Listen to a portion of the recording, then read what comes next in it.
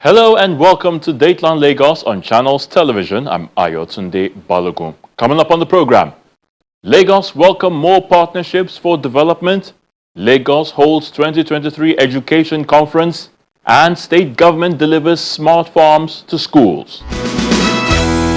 We begin from the seat of power, and the Lagos state government says it's open to partnership and has advised investors to take advantage of the market that Lagos represents. The State Commissioner for Economic Planning and Budget, Mr. Sam Igube, made this known when he received the African delegation from the World Economic Forum on behalf of the State Governor at Alausa, Ikeja. The head of Regional Agenda Africa of the World Economic Forum, Chido Munyati, is in Lagos to collaborate with the state government on urban regeneration. We believe this is probably, well, it's not a belief, it's a fact. It's probably the most important city, if you can describe it that way, or state in Africa. You have a population, I think, of over 25 million people, the most populous urban area in Africa. You are the hub of entertainment, you're a financial center. I think 5 of the largest unicorns in the world in Africa, 5 of the 7 unicorns in Africa, so billion-dollar companies, are from Lagos. So Opay, Andela, Flutterwave, I'm sure you know this better than I do. And so we find it to be extremely important that we have a deeper collaboration with you on some of our border initiatives. And the first one that we wanted to present to His Excellency, the Governor, was this initiative on nature-positive cities. At the World Economic Forum, we have various centers, so we have about 10 different centers working deeply on systemic issues. One of them is urbanization, which I think is pretty important to Lagos, considering you're the most populous urban center in Africa, and your growth and development will need to be shaped in a way that I think also mitigates some of the climate challenges. And so this initiative, we wanted to present it to His Excellency. One, to see if the broader state government would be interested in collaborating on this public-private partnership. But importantly, we also wanted to invite His Excellency to join the commission. So this commission will include, for example, the mayor of Osaka in Japan, the Minister of State for Xi'an in China. Xi'an is one of the most important ports in China, so I think there would be some good synergies and best practice sharing with the Ministers of State and Lagos. And then obviously there will be other sort of notable governors or mayors. Every country has a different distinction, but obviously we would want to propose this to His Excellency as potentially joining.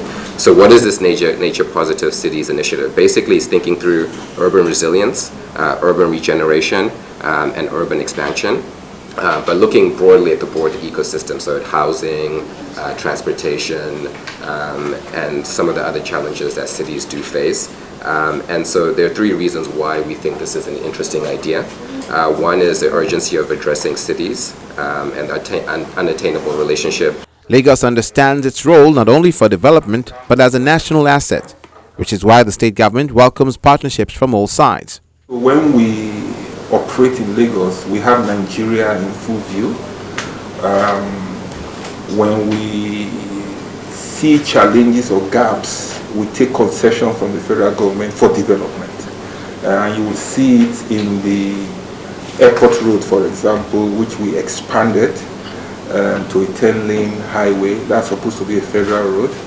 You will see it in the Badagry Expressway that we made a 10-lane highway and putting in a rail smack in between to develop more in a more accelerated manner. It's a big mega city, and therefore we must be strategic in the way we coordinate our investments. We currently are developing our capacity. You will see us make a move to invest also in what we call our food systems and logistic base. Once it is completed, we'll hold probably the large single cold storage and dry storage in the continent in one point. I think the idea for it is to be able to stimulate production up country and therefore leave people to participate from wherever they are and take advantage of the markets that Lagos presents. Issues of resilience, right, and urban renewal is so important to us. It's why we were the first in Nigeria, and I think in the West African sub-region, to have a dedicated resilience office, basically looking at the statewide resilience strategy approach and then monitor it from a performance standpoint. We also have an agency focused on urban renewal, because as population grows in a manner that cannot be controlled by issuing visas, right? Because we're subnational, we have to figure out how to deal with challenges around slums and renewing those urban positions for the benefit of all of us. There is big room for partnerships around data sharing, partnership around building together the data infrastructure of the state, working with our LASTRA to look at citizen identification and management and things like that. The World Economic Forum plans to set up its Sub-Saharan Center in Lagos to support tech entrepreneurs in the country. Let's turn our attention to education. This time, the Lagos State government has stressed the need for stakeholders' collaboration in the sector to enhance quality learning and best practices in teaching of teachers and students. This was emphasized by the State Commissioner for Education, Mrs. Folashade Adefisayo, during the State Education Conference 2023. Take a look. It's the Lagos State Education Conference 2023. Public and private players in the sector converge on Necker House Event Center, Alausa, to deliberate on possible ways to improve the standard of education in the state. This year's annual event creates an avenue for stakeholders in the industry to explore the opportunities in the public-private partnerships for educational development in Nigeria. The Director Education Resource Center sets the tone for discussions. Knowing fully well that the public service has a huge and Herculean task to attend to, has to do with education. And it's something that the government alone cannot do. And the private partnership becomes a very important imperative to make education in Nigeria, and in particular Lagos State, to move forward. And that is why Cream de la Cream in the education sector and partners are welcome here in this this program, to brainstorm, to interact, to talk about what we can do together to make education better in Nigeria. Collaborative efforts appear to be the only option in setting standards for quality education, which is what the private sector is bringing to the table in Lagos State. In the last few years, our company SKLD Integrated Services, in partnership with Casio Middle East and Africa, have decided to join hands with the Lagos State Ministry of Education to be able to impact the delivery of quality education in Lagos State. We started in 2019 with the training, in conjunction with Casio as well, with the training of maths teachers. And in the first year, 2019, we were able to train 500 teachers. At the beginning of this journey, we started, first of all, with a program with the Mathematics Association of Nigeria. I recall we trained about 250 math teachers. At that time, it was not necessarily in collaboration with the Lagos State Ministry of Education. But soon after that, we then launched the first initiative, which was to start training teachers in collaboration with the Lagos State Ministry of Education. And the first set of training we trained about 50 teachers. Subsequent to that, we then established what we call the Casio Laboratory. And the Casio Laboratory is essentially a resource center, a resource room that allowed us to be more proactive in the delivery of the trainings for the teachers. We're going to continue to train teachers in batches in collaboration with the Ministry of Education. We're going to also be looking at establishing the Casio Lab in not just the Education Resource Center, but now in 6 other districts. The State Commissioner for Education, Mrs. Folashade Adefisayo, says government is determined to provide quality education for Lagos students. We are the fourth or fifth largest economy in Africa. In Africa, not so. So even when I travel internationally and people are talking and they're from Ghana and Sierra Leone and they are saying, I have 150,000 children in school. You know, you just keep quiet. You don't say anything because they will think you are boasting. But really, really in Lagos State, there's really in Lagos State, it's so big. Everything is in huge, humongous proportions. Whether it is the number of children in school, even out of school, we are starting to have a significant out of school population due to migration. But we are determined that we are still going to provide the best possible quality in this state. And in the past 2 days, I've been attending conferences where we've been talking about this. I'm not a great believer in talk. I don't like talking that much about education. You will see that I usually act. When people are talking, I'm the person who says, okay, thank you. What do we do? What do we do? Well, talk. I'm sure you've heard about NATO. You know, NATO stands for North Atlantic Treaty Organization, right? It also stands for no action, talk only. In which case, we cannot afford that here. So in the past 2 days, we've been talking about the things that have hit us most in Lagos State. The 3 conferences, the first one yesterday morning was a brainstorming session on holistic education. In which case, we agreed that we cannot just focus on academics. We must focus on other aspects of a human being, so that we provide holistic education to every child who comes across us. A panel session also highlights the success stories of collaborations and its impact on learning outcomes through the use of technology, as well as issues of discrimination at the tertiary level. From now on, we are considering to expand our collaboration with the Ministry of Education and also with the SKLD team to expand the number of schools, as well as expanding to the other lessons in not only mathematics, but maybe science as well, where scientific curricula is needed.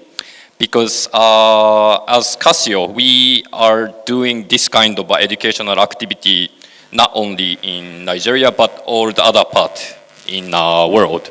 So we do have many references which we can utilize in Nigeria as well, we believe.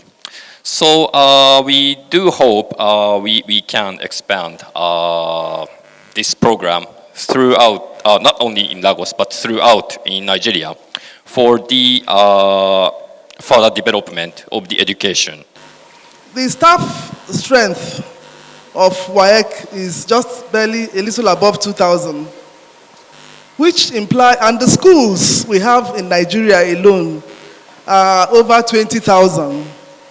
So the implication of that is there is no way WAEC can serve this number of schools alone with its own staff strength. The implication is that we cannot exist without collaborating with different sectors. From the test development aspect, we make use of teachers as our item writers. We don't write questions. We use teachers who are experts in those subject areas to write items for us. And the implication of that is that those teachers must be experts, and not just experts by way of holding certificates in those specific areas, but they must be experts practically in those subject areas. We are in discussion with UNESCO now on trying to do something that most of us in this country run foul of. We look down on people that did not go to universities. We want to make everybody go to university. Perhaps even those, I'm sorry to say, even those people that went to other forms, went to learn in polytechnics, they look down on themselves. I'm having a fight with the National Board for Technical Education now in the ministry. Basically, what we are looking at is that we are looking at mobilizing resources to make sure that we deal with the mindsets of the fact that education must be a brick and mortar. It's not. COVID-19 has told us that. So we are not concentrating too much, at least at the basic level, in our own schools. These are things we'll pass through to the states too. You don't have to sit in a classroom to be tutored.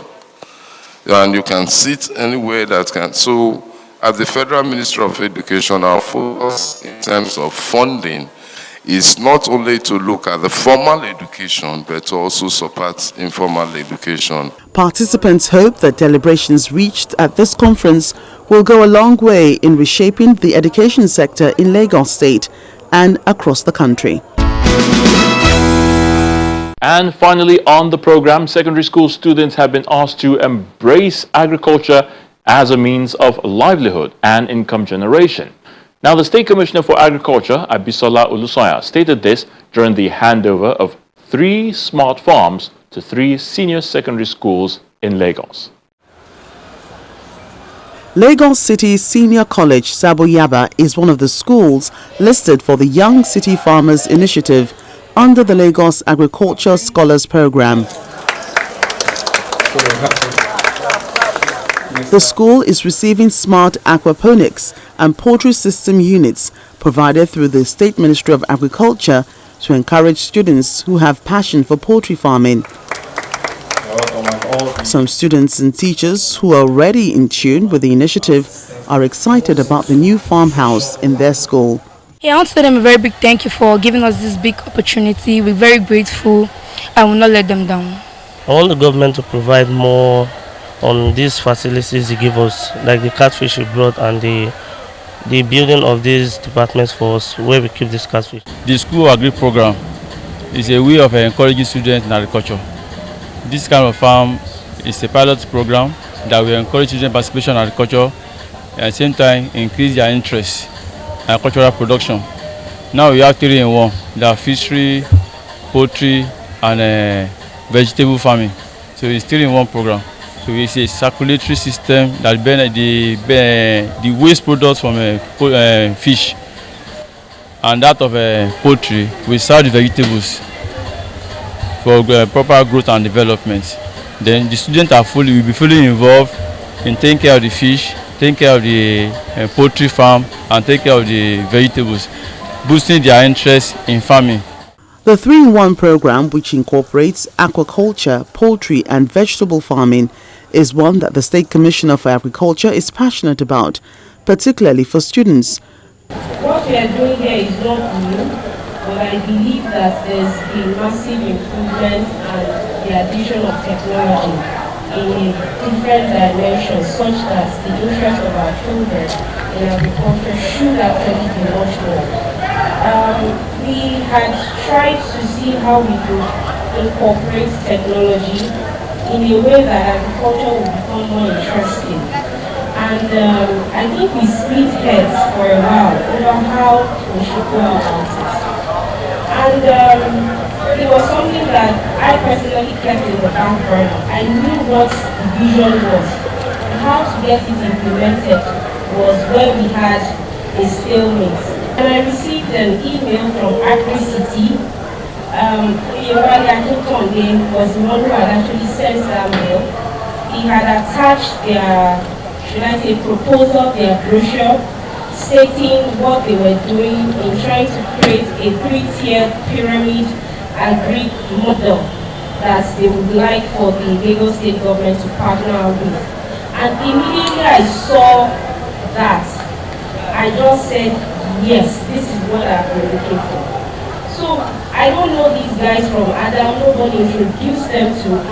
They just also took a leap of faith and just sent a mail. They didn't know anyone in the ministry, or I don't think even Lagos State government, but they just happened to send a mail and the idea was ripe for implementation. Igbobi College Yaba is the next school benefiting from the farm initiative. I want to thank the Lagos State government for bringing this initiative to Igodu College, Yaba, because it will really help us in our studies, because this was a really good one by the school and the government, because we also do agricultural science, so this will just serve as a reservoir of knowledge for us to learn more and more, aside from the classroom activities that we normally engage in. And also, we eat food in the dining, so we can just get some quick food here to reduce the school's cost of buying food. So it's a really good one by the government. For every young farmer out there looking forward to practice or practicalize what he or she has learned, I would say it's a truly great step.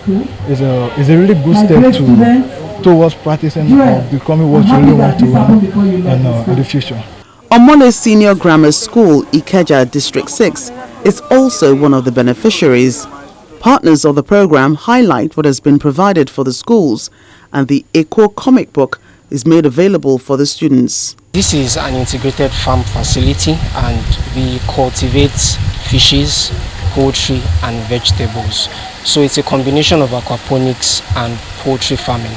Aquaponics is where you use fishes to grow vegetables or plants, and so that is what we are combining. And so the way this works is that the water from the system, it circulates, so it's more or less like a symbiotic relationship.